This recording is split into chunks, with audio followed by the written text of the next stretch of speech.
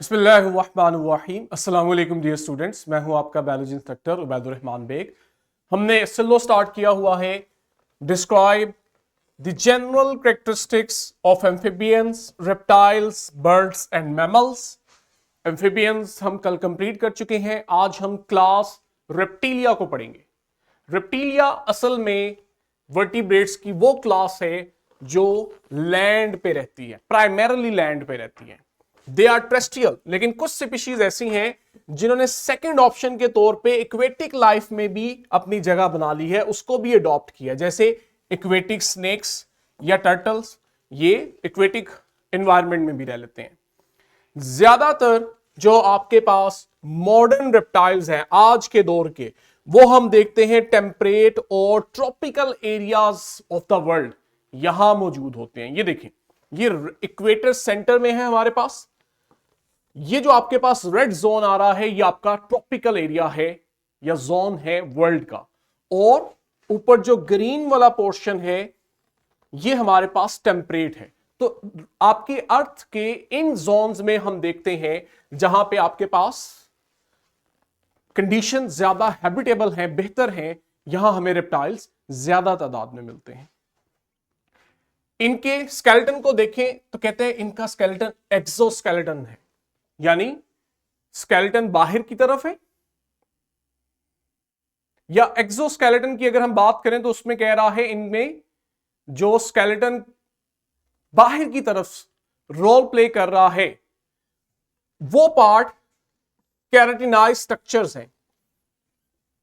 Skeleton इनका endo ही होता है, ठीक है। यहां पे इस लफ्ज को आपने कंफ्यूज नहीं करना, यानी कि स्केलेटन जो मेन बोनी स्ट्रक्चर है वो एंडोस्केलेटन है, लेकिन वो पार्ट बॉडी के जो बाहर की तरफ है और एक तरह से स्केलेटन के तौर पर प्रोटेक्शन कर रहे हैं, उनमें आप देखते हो इनमें स्केल्स और क्लॉज आ जाते हैं जो कैराटिनाइज होते हैं, यानी इनमें कैराटिन प्रोटीन होती है। तो आपने एक्सोस्केलेटन को कंफ्यूज नहीं करना, they are endoskeleton, they have endoskeleton.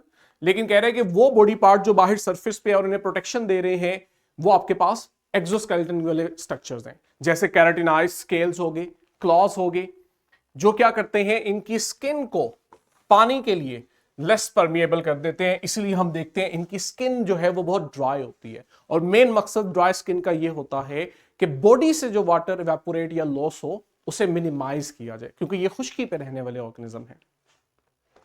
Bilateral symmetry है इनकी, और ओवरऑल हम देखते हैं बॉडी के 4 पार्ट्स हैं। हेड है, क्लियरली आप देखते हो आपको नेक मिलती है जो एम्फिबियन में नहीं क्लियर होती, नहीं होती। ट्रंक है और टेल है। टेट्रापोड्स है, 4 लिम्स है, और कहता है दे आर पेंटाडेक्टाइल, यानी कि हर लिम्ब में 5 फिंगर्स हैं, जिस वजह से आप देखते हो इनकी मूवमेंट अच्छी होती है। ये इनके वो एक्सोस्केलेटन वाले पार्ट हैं, यानी कि वो आउटर सरफेस पे मौजूद स्ट्रक्चर जो इन्हें एक तरह की प्रोटेक्शन दे रहे हैं, और ये कैराटिनाइज्ड होते हैं। एक्सक्रीटरी ऑर्गन्स में इन्होंने मेटानेफ्रिक किडनीज, जो कि एडवांस फॉर्म है किडनीज की, वो डेवलप कर ली हुई है। मेटानेफ्रिक किडनीज की क्या खासियत होती है, इनमें इस तरह के मल्टीपल ट्यूबुलर स्ट्रक्चर्स होते हैं जिन्हें आप नेफ्रॉन कहते हो, जो इनमें यूरिन प्रोडक्शन के प्रोसेस को ज्यादा एफिशिएंट बना देते हैं।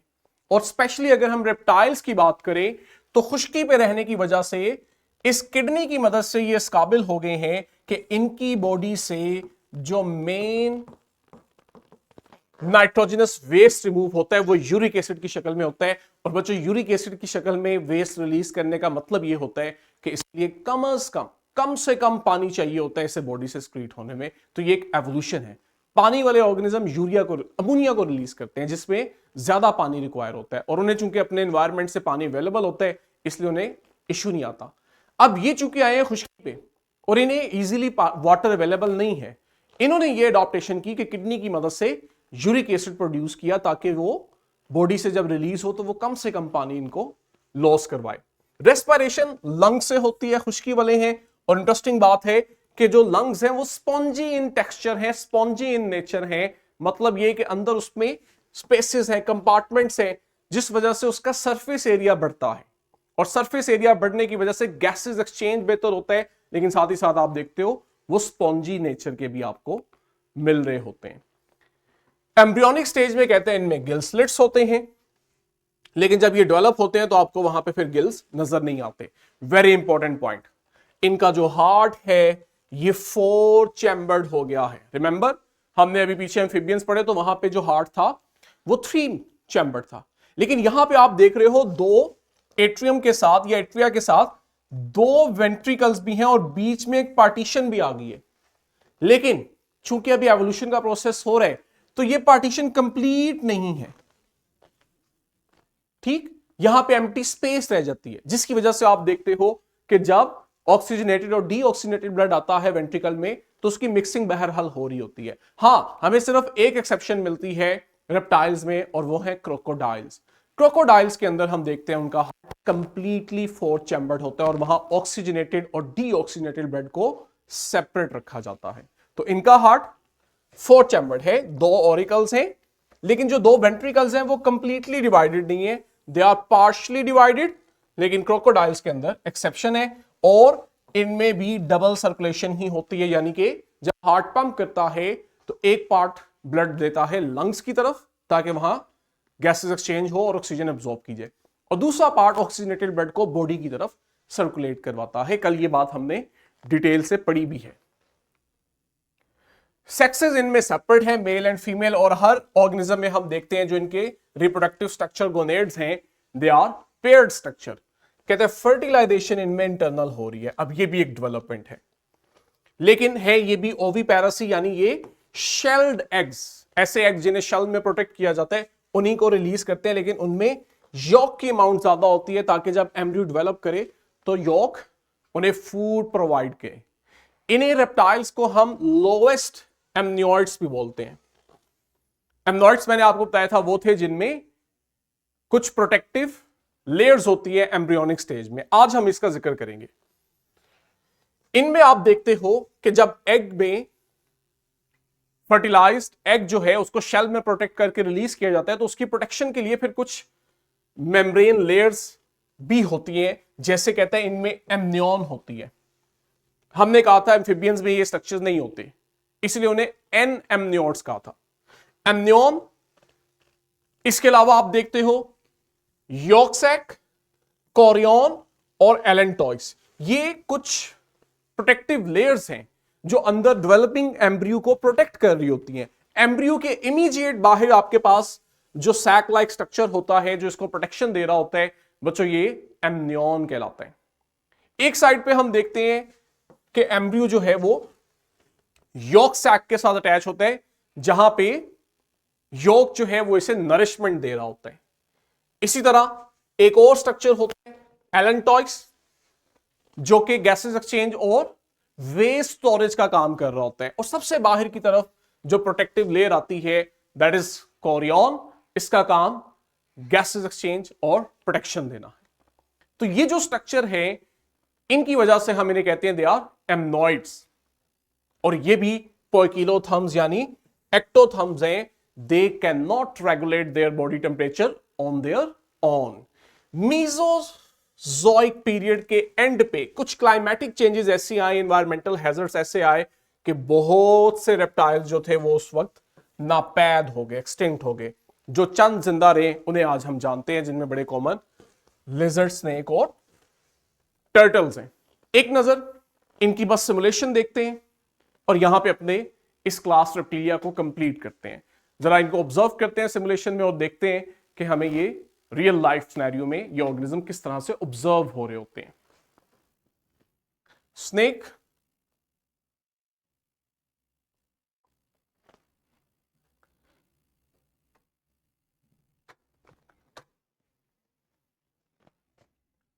स्नेक स्विमिंग भी करता है, लैंड पे भी रहेगा। इस तरह से हमें इसकी एनाटॉमी मिलती है जिसमें ड्राई स्किन है और इस ड्राई स्किन के ऊपर स्केल्स होते हैं।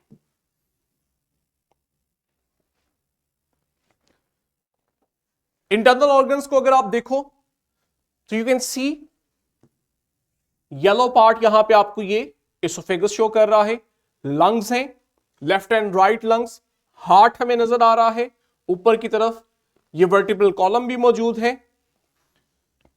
Pancreas, testicle, spleen. In short कि इस तरह से इसके ट्यूबुलर स्ट्रक्चर में इसके ऑर्गन्स अरेंज हुए होते हैं। एक और सिमुलेशन है, उसको ऑब्जर्व करते हैं।